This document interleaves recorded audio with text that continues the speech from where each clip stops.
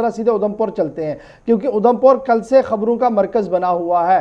पहली 2 ट्रेनें कल एक दिन में और एक रात देर गए पहुंची है। वहां पर क्या कुछ सिचुएशन है? हमारे साथ सुमित इस वक्त ज्वाइन कर चुके हैं। सुमित, बहुत शुक्रिया ज्वाइन करने के लिए।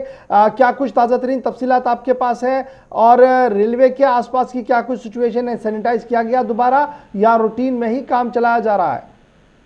जी गौर, लगातार जिस तरह से श्रमिक एक्सप्रेस ट्रेन उधमपुर में अपने यानी कि अंतिम पड़ाव तक जो बाहरी फंसे लोग हैं उन्हें वापस अपने अपने घरों की वापसी करवाई जा रही है। आज सुबह भी लगभग 5 साढ़े 5 बजे के ट्रेन बीच एक और ट्रेन जो है उधमपुर पहुंची है, जिसमें भी लगातार लगभग 1000 से 1200 जो लोग हैं उनकी अपनी घर वापसी हुई है गौर। और सैनिटेशन की जिस तरह से आपने बात की, सैनिटाइजेशन की अगर, तो पूरा तरह से प्रशासन यहाँ पे किसी भी तरह की कोई कोताही नहीं बरत रहा है। हर लगातार आधे घंटे बाद वहां पे निरंतर जो है सैनिटाइजेशन चल रही है।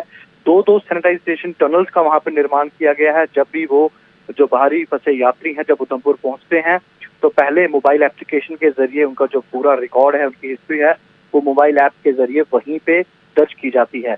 उसके बाद सैनिटाइजेशन टनल्स के थ्रू उन्हें ऊपर पहुंचाया जाता है, जिसके बाद वहां पे अपने अपने जिलों पे जो काउंटर स्टैब्लिश किए हैं उनके माध्यम से उन्हें जो बसेज हैं वो पूरी सैनिटाइज की गई होती हैं। वहां पे उन्हें कुक्ड फूड के जो है वो पैकेट दिए जाते हैं, पानी की बोतल्स दी जाती हैं। उसके बाद उन्हें दोबारा एक और बार फिर वहां पे फिर सैनिटाइज किया जाता है। फिर उन्हें अपने अपने जिलों की जो बसेज वहां पे हैं उनके थ्रू वहां पे उन्हें अपने अपने घर वापसी करवाई जा रही है गौहर। तो लगातार जिस तरह से बात करें तो लोग जो है एक चीज बताइएगा, अब रेलवे ने रूटीन में भी पैसेंजर बसेस को, पैसेंजर सर्विस को चलाने की बात जो है वो कही है, और दिल्ली से उधमपुर और दिल्ली से जम्मू रेलवे स्टेशन तक भी ट्रेन जो चलेंगी। तो उस हवाले से क्या कुछ और एहतियाती कदम उठाए गए हैं या रूटीन में जैसे पहले था वैसे ही रखा गया है प्रोटोकॉल को?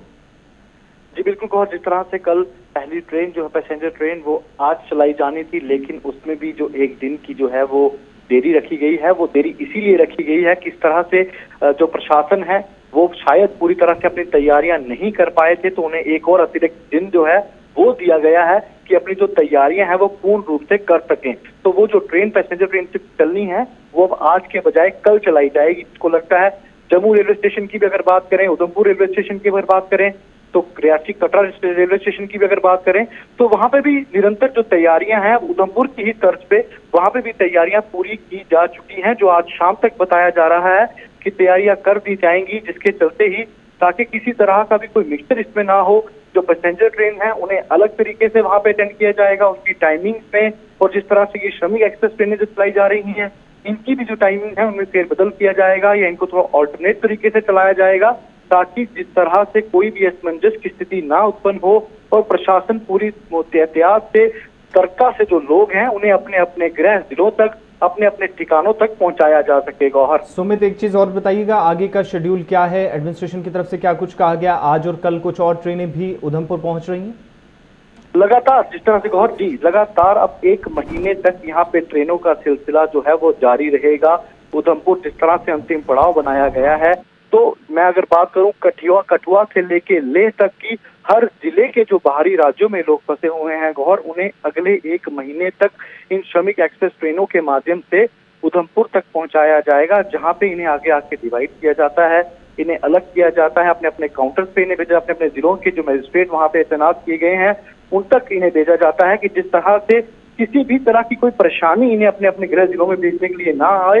और अगर हम सिस्टम की बात करें तो प्रशासन और सरकार ने गौर इतने अच्छे तरीके से इसको समराइज किया है कि अगर आप रेलवे स्टेशन पर भी जाके देखें तो किसी तरह का कोई पैनिक वहां नहीं लगता है। चलिए, बहुत शुक्रिया सुमित हमारे साथ ज्वाइन करने के लिए। आप नजर बनाए रखें क्योंकि अब सिलसिला जो है वो शुरू हो गया, आहिस्ता आहिस्ता करके जो दीगर राज्यों के अंदर हमारे लोग हैं उनकी वापसी का सिलसिला जम्मू कश्मीर में शुरू हो गया है। बढ़ते हैं जरा आगे और बात करते हैं जम्मू की, क्योंकि जम्मू में कल के दिन की अगर हम बात करें तो 13 नए केस भी सामने आए हैं, और पिछले 24 घंटों के अगर फिगर्स को देखा जाए तो ये सारे के सारे केसेस जो है ये नए बताए जा रहे हैं, और इनके फिजिकल कॉन्टैक्ट्स को भी ट्रेस जो है वो किया जा रहा है, कॉन्टैक्ट ट्रेसिंग जो है वो की गई है। विनोद जी इस वक्त हमारे साथ ज्वाइन कर चुके हैं। विनोद जी, लगातार पिछले कई दिनों से आप जब हमारे साथ अपडेट करते थे, आप ग्राउंड जीरो की बात बता रहे थे, आप एक चीज़ बहुत अच्छे से बता रहे थे कि देखिए जम्मू के अंदर संक्रमण को फैलने के लिए लोगों ने भी कॉपरेट किया और आहिस्ता आहिस्ता करके ये चीज़ें जो है वो रुक रही थी और ऐसा लग रहा था कि बहुत जल्द एंटायर जम्मू जो है वो शायद ग्रीन जोन में भी चला जाएगा। रेड तो कुछ एरियाज थे लेकिन ग्रीन में अल्टीमेटली चला जाएगा। लेकिन जिस तरीके से एक के बाद एक केस सामने आ रहा है और जिस तरीके की सिचुएशन इस वक्त वहां पर बनी हुई है, क्या कुछ आप देख पा रहे हैं, क्या कुछ ग्राउंड रियलिटी है और अब क्या ये और बढ़ेंगी या यहां पर कहीं पर ठहराव आपको नजर आएगा इसका? देखिए गौर, मैंने ये भी कहा था कि 4 मई के बाद जब लोग बाहर से आना शुरू होंगे तो केसेस बढ़ेंगे, क्योंकि जब टेस्ट होंगे, सैंपलिंग होगी, उसमें बढ़ेगा और वही चीज सामने बिल्कुल आएगी। कल 13 केसेस आए हैं जिसमें से 7 जिला कठुआ से है और 4 सांबा से और 2 रियासी से। और रियासी में म्यूनसिपल कमेटी के एक एम्प्लॉय को आया, बिल्कुल हेल्दी है और कोई भी ऐसा सिम्टम उसमें नहीं नजर नहीं आ रहा, लेकिन वो अपने मेंबर्स के साथ भी रहता है, एम्प्लॉयज के साथ भी रहता है। अब सबको क्वारंटीन करना पड़ेगा। इसी तरीके से जो बिलावर बिसोली में आए हैं, बिसोली में भी इसी तरह के केसेस आए हैं, तो कहीं ना कहीं चिंता का विषय बढ़ गया है। और आने वाले दिनों में गौर, कल से जम्मू रेलवे स्टेशन में ट्रेन भी आने वाली है और रेगुलर रूटीन ट्रेन होगी जो दिल्ली से जम्मू आएगी रेगुलर। तो उसमें लगता है कि जब उनमें भी जब सैंपलिंग की जाएगी तो कहीं ना कहीं केसेस बढ़ेंगे। तो ये बताइएगा, आपने कहा कि देखिए कुछ लोग ऐसे थे जो बिल्कुल ठीक थे, अपने घर में थे, काम कर रहे थे, लेकिन टेस्टिंग सैंपलिंग हुई, उसके बाद वो पॉजिटिव पाए गए। ये टेस्टिंग सैंपलिंग क्या कॉन्टैक्ट ट्रेसिंग की वजह से हुई या उन्हें कोई सिम्टम दिखे उसके बाद किया गया? नहीं गौर, ये अचानक ही हुआ और मुझे अपनी आवाज सुनाई दे रही है। ये टेक्निकल टीम को कुछ ये जरा ये रिबाउंड ऑडियो हो रहा है एमसीआर, जरा इस चीज को जरा देख लीजिए ताकि विनोद जी हमारी बात को सुन पाए। जी विनोद जी कंटिन्यू कीजिए।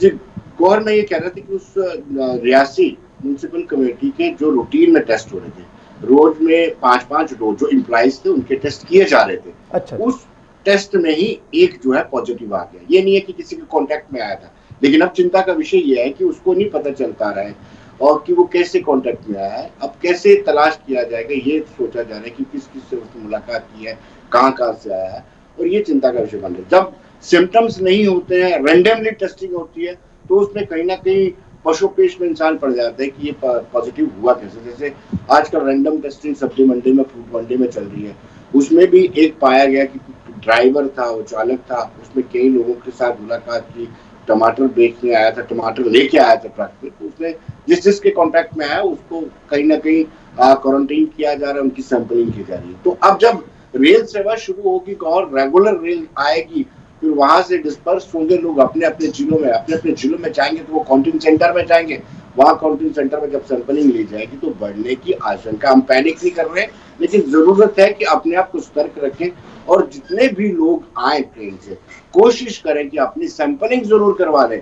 ये ना कोशिश करें कि हम होम क्वारंटीन करने के लिए 14 दिन अपने घर में चले जाएंगे, वो दिक्कत का सबब बन सकता है। जी तो विनोद जी, जो कठुआ के अंदर भी 24 घंटों के अंदर 7 केसेस सामने आए हैं और जो एडमिनिस्ट्रेशन ये कह रही है कि ज्यादातर जो जिन लोगों को अगर कहीं पर कोई सस्पेक्टेड केसेस आते हैं या फिर जिनकी सैंपलिंग होती हैं वहां से केसेस वो लखनपुर मुख्य द्वार से ही पता चलता है, तो क्या ये उन्हीं से जो रूटीन वाइज वहां पर ट्रकों का आना जाना उनमें से केसेस सामने आए हैं, ट्रक ड्राइवर्स हैं, या फिर जो हीरानगर से कल एक केस सामने आया था उसके आसपास के भी कुछ केसेस सामने आए हैं? ये सारे के सारे वही हैं जिनको लखनपुर में रोका गया। लखनपुर में रोकने के बाद उनको उनकी सैंपलिंग लेकर के क्वारंटीन सेंटर में रखा गया था। क्वारंटीन सेंटर में रखने के बाद ये पॉजिटिव लोग पाए गए। ज्यादातर लोग, अगर मैं कठुआ की छोड़ के सांबा की बात करें, 3 जो कल 4 केसेस आए उनमें से 3 ड्राइवर हैं और तीनों के तीनों पंजाब में ऑपरेट करते थे। वो पंजाब से आए, जब उनकी सैंपलिंग की गई तो पॉजिटिव। ऐसा ही बसोली में भी हुआ। आपने देखा था कि बिलावर में एक महिला और 2 बच्चों भी आए थे पॉजिटिव। एक प्रेग्नेंट महिला कल की पॉजिटिव आई हुई है, उसका पति जो है ड्राइवर है, लेकिन उस कितने लोगों से वो मिली है, वो सबको क्वारंटाइन किया जा रहा है, उस पूरे एरिया को सील कर दिया गया है। तो कहीं ना कहीं हमें जरूरत है कि सतर्कता बरतने की, सतर्कता बरती जाए, क्योंकि इस वायरस से लड़ने के लिए सबसे बड़ा फार्मूला जो प्रधानमंत्री भी कहते हैं, जो प्रोटोकॉल भी कहते हैं कि सोशल डिस्टेंसिंग और कम से कम लोगों को अपने आप को आइसोलेशन। बिल्कुल आपकी बात सही है विनोद जी की सोशल डिस्टेंसिंग को जो है वो फॉलो करना पड़ेगा। बहुत शुक्रिया हमारे साथ इस वक्त ज्वाइन करने के लिए। हम फटाफट से चलते हैं सांबा भी, क्योंकि सांबा से भी कल ये खबर आई थी कि वहां पर सरहदी जिले के पास इस तरीके की खबर सामने आई थी कि वहां पर भी पॉजिटिव केस जो है वो पाए गए हैं। ऋषि खजूरिया हमारे साथ इस वक्त ज्वाइन कर चुके हैं। ऋषि, अपडेट कीजिएगा क्या कुछ खबर आपके पास है? क्योंकि वहां से भी केसेस जो है वो 2 पॉजिटिव आए। कहाँ के ये रहने वाले हैं? रामनगर के आसपास का एरिया ये बताया जा रहा है। क्या कुछ सिचुएशन है और किस तरीके से ये इस चपेट में आए हैं?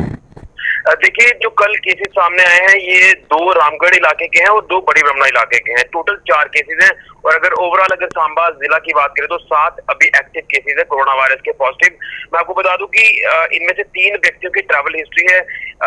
एक यूपी से ट्रैवल करके आया ट्रक ड्राइवर है, 2 पंजाब से ट्रैवल करके आए हैं और वो भी ट्रक ड्राइवर है। लेकिन बड़ी बात इसमें यह है कि एक महिला जो कि गर्भवती महिला है और वो पॉजिटिव आई है। हालांकि उनकी कोई ट्रैवल हिस्ट्री सामने नहीं आई है अभी तक और ना ही हमें सीएमओ ऑफिस से इस तरह की कोई जानकारी मिल पाई है कि वो उनकी कोई ट्रैवल हिस्ट्री है।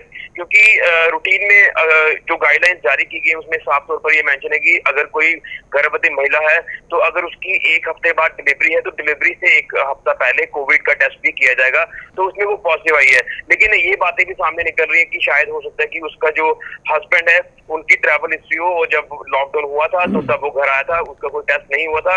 अगर इस तरह से इतनी बड़ी चूक हुई है तो आप अंदाजा लगा सकते हैं कि कई सारे लोगों का उनके साथ कांटेक्ट हुआ होगा और कहीं ना कहीं अब वो कांटेक्ट ट्रेसिंग करना काफी बड़ा चैलेंज होगा जिला प्रशासन सांबा के लिए। तो टोटल जो केसेस आए हैं 4, ये कल कहीं ना कहीं एक चिंता का विषय भी जो है वो लोगों के लिए बना और प्रशासन के लिए भी बड़ा चैलेंज होगा। क्योंकि पहले जो 3 केसेस पॉजिटिव थे उनके कॉन्टेक्ट जब ट्रेस किए गए तो लगभग 500 के आसपास के जो कॉन्टेक्ट थे वो ट्रेस किए गए थे।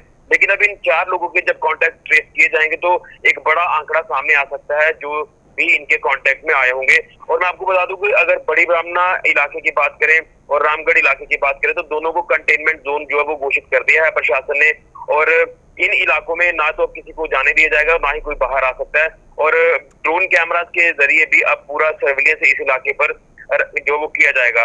तो कहीं ना कहीं अब प्रशासन जो है वो अगर इन लोग वहां के लोगों के लिए कोई अगर असेंशियल सर्विसेज की अब जरूरत होगी तो वहां पर गाड़ियां जो है वो प्रशासन खुद भेजेगा, खुद वहां पर असेंशियल सर्विसेज की सप्लाई जो है वो करेगा।